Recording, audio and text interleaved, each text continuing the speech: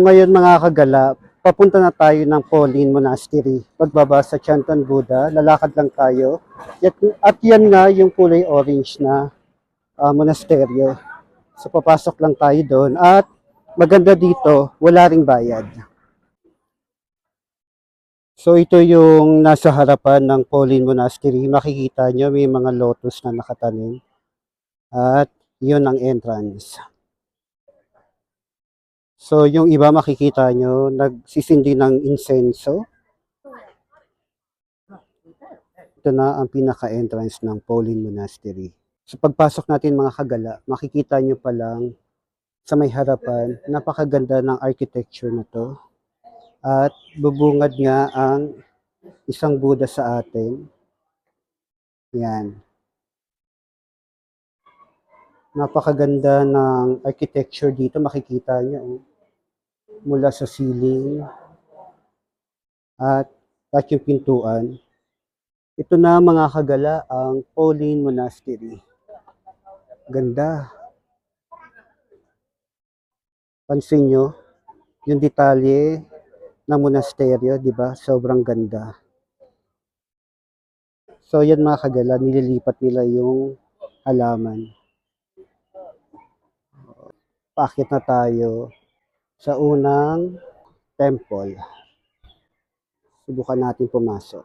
So ito yung itsura ng temple mga kagala. Napakaganda. Makikita nyo yung chandelier. Iba-ibang kulay. At ito yung naka-display.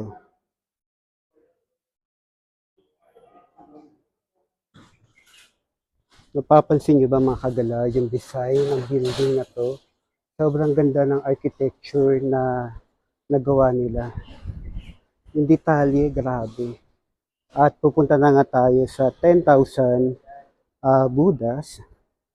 Pansin nyo yan, no? Yung design, grabe. So, ito yung tinatawag na Grand Hall of 10,000 Buddhas, mga kagala. Ang ganda sa loob nito. Papasok na tayo dito sa isa pang temple na may 10,000 Buddhas.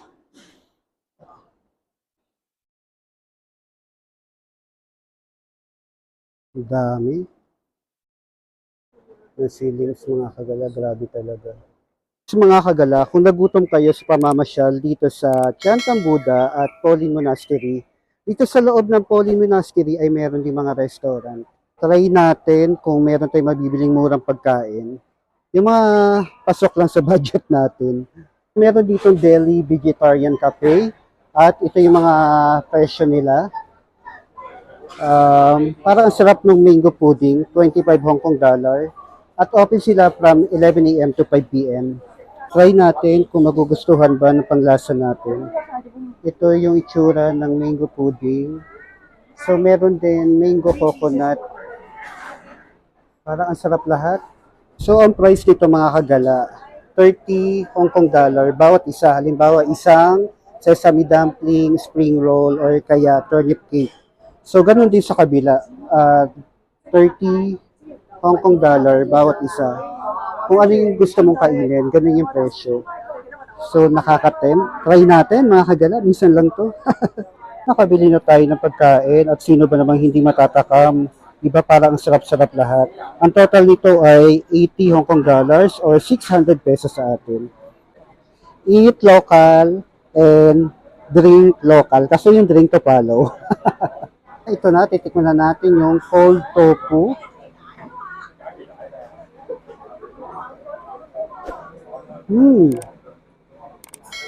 Topong-topo siya, mga kagala na madamig. Masarap yung sabaw, matamis actually.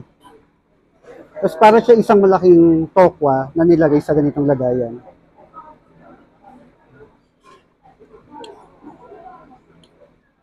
In fairness, ang sarap.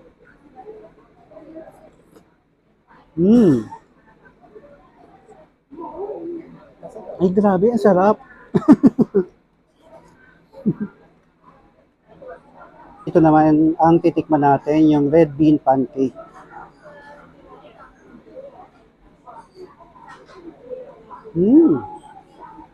Malasa rin siya. Buti na lang na-discover natin ito mga kagala. So try naman natin yung sesame dumplings niya mga kagala. Ito. Mm. Grabe, ang sarap niya kasi so tumatalsik pa. Lasang-lasa yung sesame. Tapos mainit-init pa. Panalo. Mm.